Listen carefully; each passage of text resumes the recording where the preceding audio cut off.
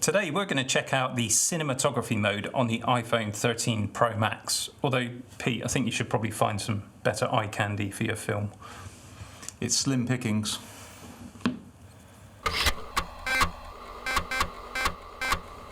Pete, I imagine you're really excited to try this new cinematography mode. I've been aching to do it. I did a little bit while we were away on holiday, but I really want to do something kind of a bit more polished. I think this is going to turn you into the next Martin Scorsese based on all of Apple's promo material. Undoubtedly. Excellent. Yeah. And to help us out with this, Sandmarc have kindly sent us over some gadgets to help us with the filming. What is that? That is the Film Rig.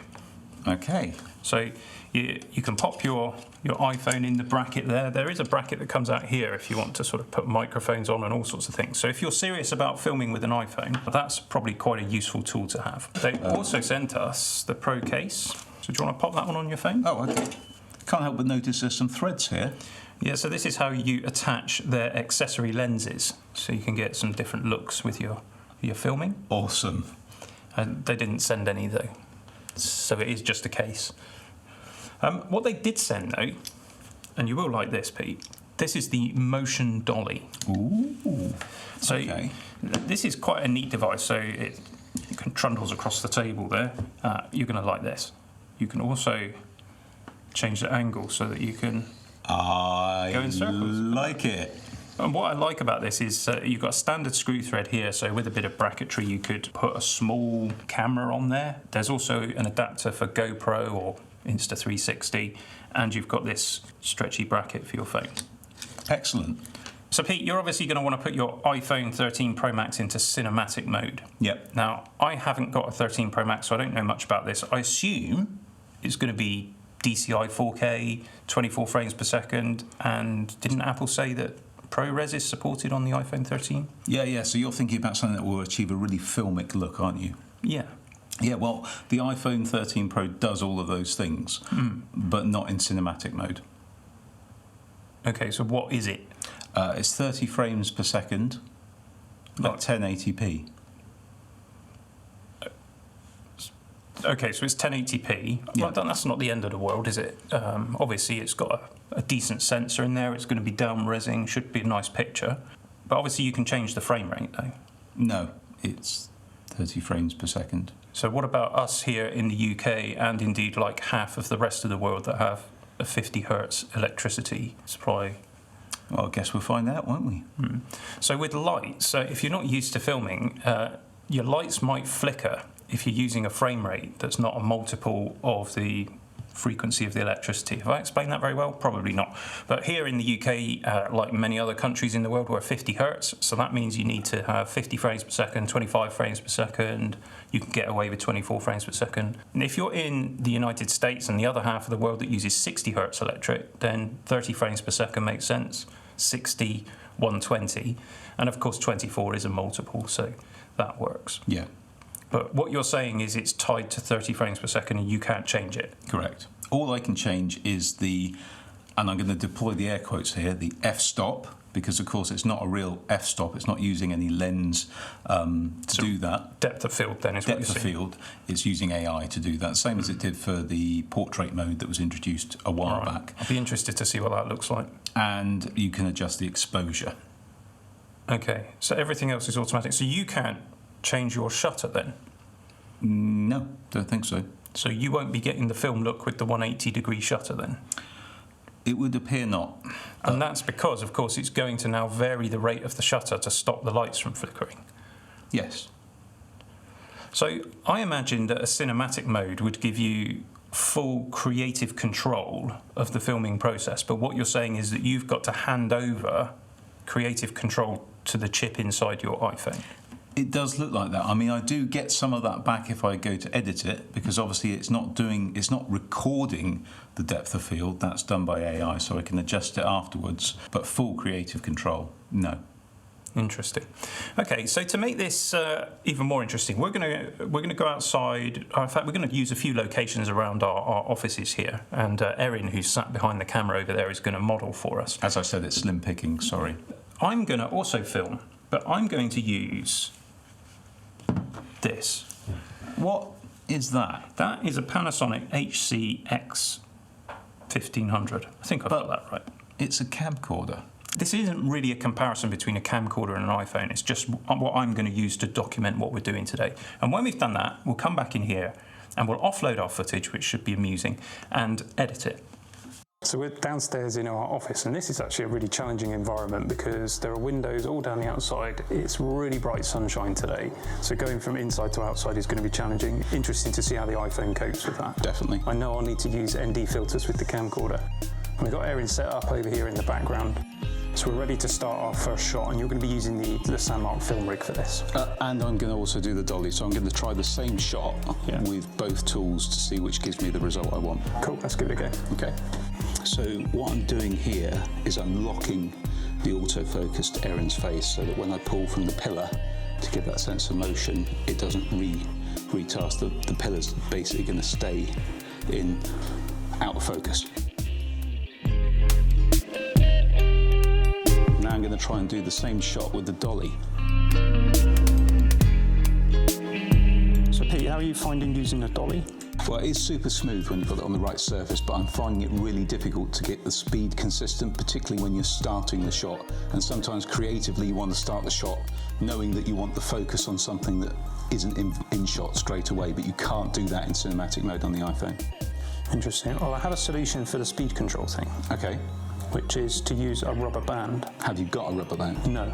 So Pete, how are we getting on? We've done some of the external shots of Erin walking. How are you finding the Sandmarc Film Rig?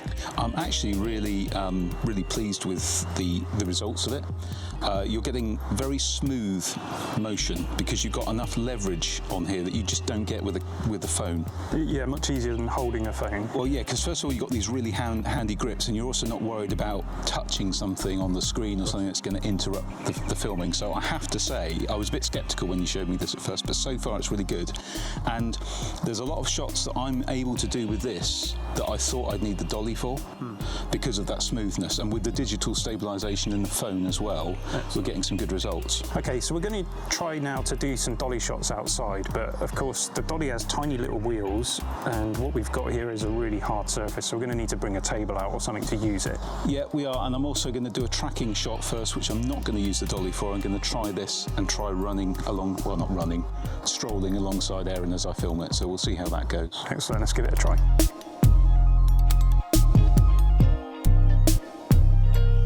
Something else that's probably worth mentioning is compared to traditional filmmaking where everything's screwed in and locked down and lots of setup is required, you've obviously got the flippy clamp here, which makes it really easy to switch between Dolly and rig. And yeah, sometimes you flip the wrong setting on the phone and you go into the wrong mode, so you have to be watching for that.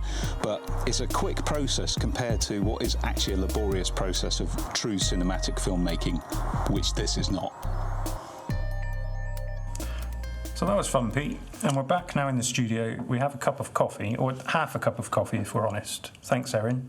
Did you spit in this one? Mm-hmm. Okay. You can always tell because it's a bit stringy.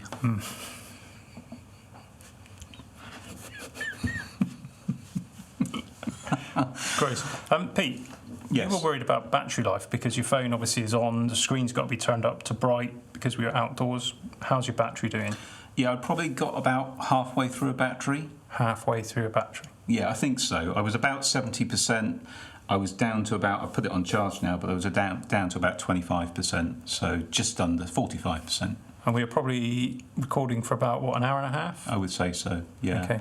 So here's the fun bit now. We just need to offload our footage. Now, of course, I've just been documenting everything with the camcorder, so I'll just pop the SD card out and I'll put it straight into my Mac here. Okay. And I'll copy the footage off. So that's me done. Okay, I'm going to... over to you, Pete. All right, okay. Well, so I'm going to try and use AirDrop to do this. In fairness, we already know that is the fastest way to get the footage off the phone. You could try cabling it up, but Lightning, it's going to be slower than AirDrop. That's quite a lot of footage. Yeah, there's a good 20 hours of Erin's face there. So mine's already done 3 gig. Yeah, mine's still preparing. 4 gig.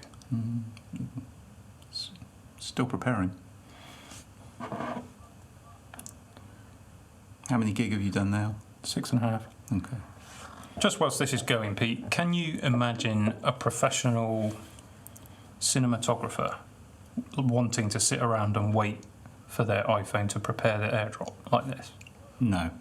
Of course, there is something else to think about. I haven't done any post-editing on my phone yet. So there were some shots where the autofocus wasn't where I wanted it to be, but in reality what I'm going to do is identify those shots on my laptop, and if I then need to reconfigure them and re-import them, I'll do it that way, because that's another thing I can't see a cinematographer doing. Reviewing footage on a phone? No, and then editing it. No. 28 gig. Still preparing. So that hasn't even copied yet. No, it's still preparing. What is it doing when it's preparing? I wonder if it's stripping out the components that are iPhone specific, like the AI. So it's actually rendering. Could be rendering. I'm going to import my footage now into DaVinci Resolve. Okay, you fill your boots. I'll wait. Oh, look at that! Now you're airdropping, Pete. Right, you ready? Accept. Save to downloads. Do. Done. It's finished. That was 30 seconds, wasn't it? How much data is it? 1.49 gig. So I had 50 plus gigabytes of 4K footage, and I copied it off the SD card, and it took 3 minutes. You had to process all your footage, and you end up with 1.5 gig of data, and that whole process took twice as long Yes. to get onto your machine. Yes.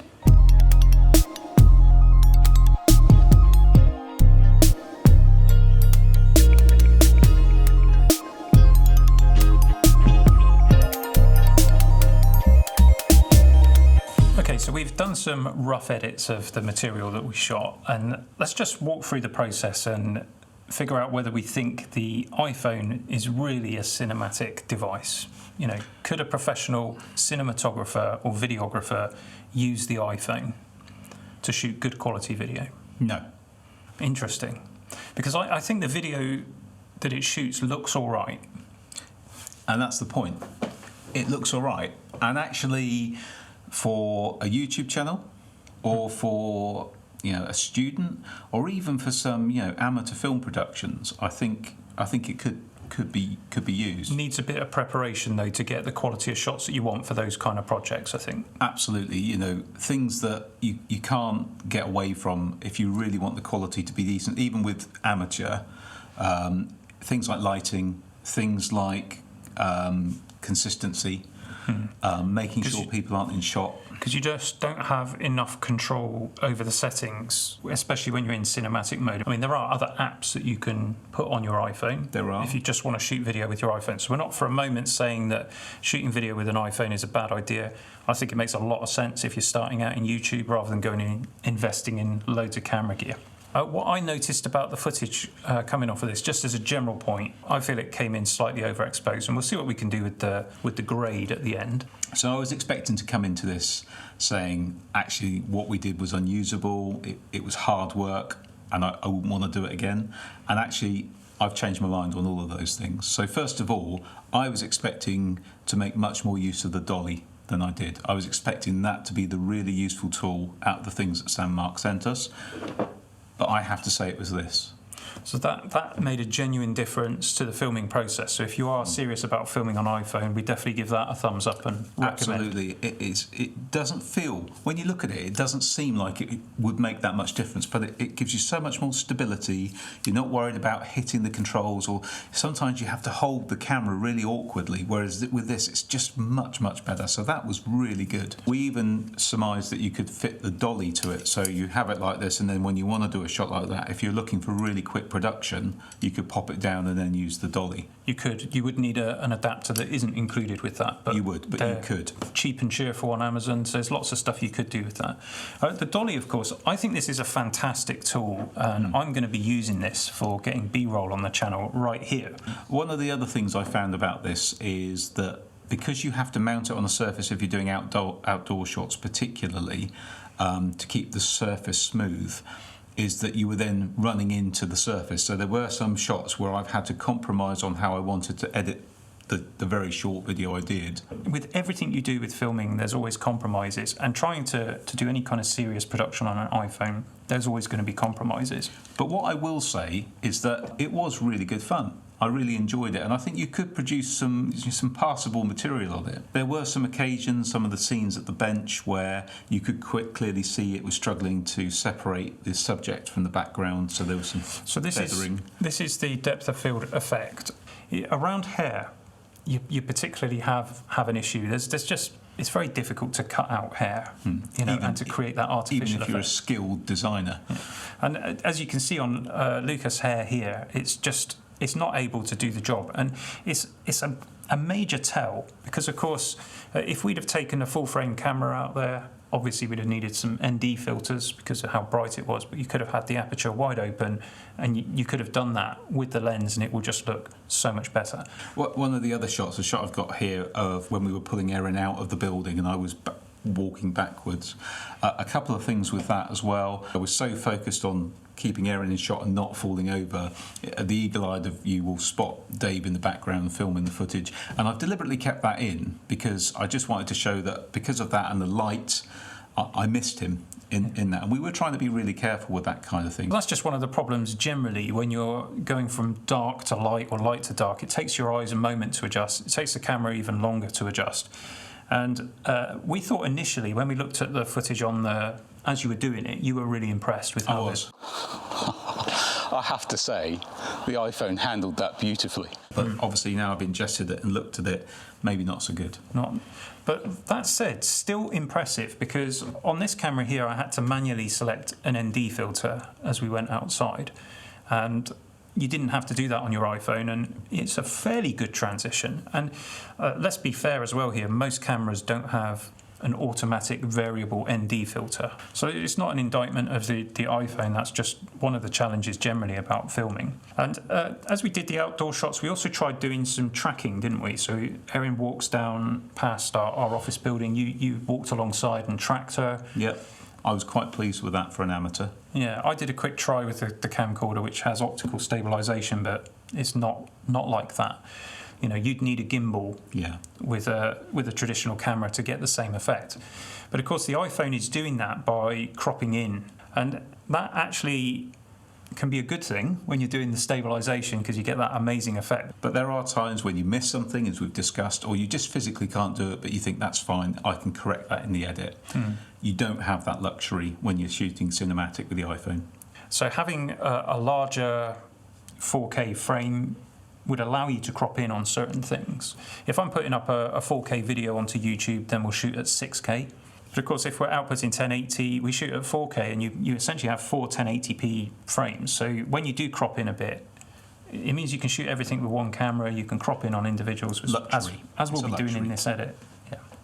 So I'd be interested, we've done a rough edit here. I'll be interested to see how Tom can polish that up with a bit of grading, perhaps some exposure curves for some dealing with that transition shot. You can probably get it quite smooth, I would think.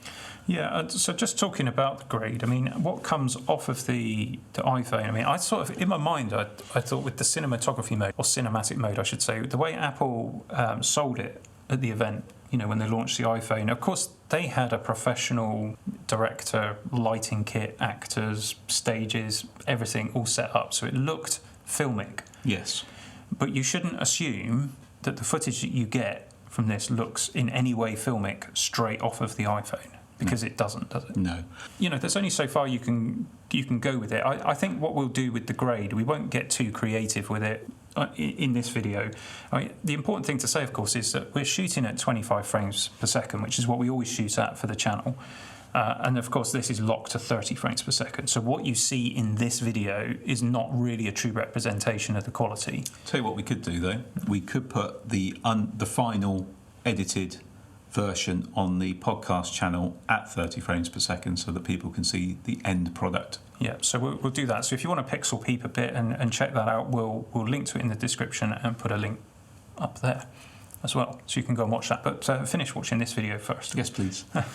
So overall, as an experience, we've been possibly a little bit critical of this feature without even testing it ourselves. But all of the things that we were critical about are perfectly true, aren't they? This is not going to turn you into Scorsese. No camera purchase will. And having great AI tools to do focus effects and other things, it's nice. It's not as good as a real thing, and it still isn't going to turn you into some super creative, artistic person. But it was good fun. Yeah. And if you've got an iPhone 13 and you want to have a go at it, and you know get yourself something like this, that made as much difference, I would say, as the cinematic mode. Yeah, so I will just say thanks to Sandmarc for sending those over. Now, as always, we have to do full disclosure. They sent them over to us without charge, but we're completely free to give our honest opinion on these things. So our honest opinion of this film rig is great piece of kit. Yeah, I'll be using it again for sure. I like that. And the Dolly. I think the Dolly is very useful in a studio setting. I can see me using this, but I think that you got better shots for this particular project. You got better shots with this rig. Definitely. The Dolly's very cool though. The case, well, we can't really comment on that because we didn't have any lenses to attach to it, so I'm not really sure why we got sent that, but it looks nice. Yeah, it does, and it's well made. It feels good in the hand. Would you use the cinematic mode, or if you were filming with your iPhone using this kit, would you not just do it in the normal mode? Depends what the output, the intended outcome was. I think I would, now that I've played with it, I would use the cinematic mode for certain things. But not what do you think it makes easier? I'll tell you where it might be quite good. Yeah. If you're a professional editor, you're doing things for clients, and you want to basically put together almost like a proof of concept. If you went to the clients, took one of these, you could go through and very quickly string something together. I mean, this has taken us less than an hour. You could put a proof of concept together before you then go for a full shoot with all the equipment. So that could be a good application for it. Yeah. So I think that's a wrap, isn't it? I think so. So we'll put some links to the Sanmarc goodies in the description if you want to pick up some of those. Thanks again, Sanmarc, for sending those over. I hope you enjoyed this look. I hope it was useful for you if you've been sort of thinking and you're on the edge about whether you should upgrade to the next iPhone or whether it's actually going to serve a purpose for video. Maybe we've answered some of your questions. Maybe we've just posed a whole load more. Be interested to see your comments. Absolutely, as always. Thanks for watching. Thanks for your shares, your likes, your subs. See you again soon for some more geekery. Cheerio.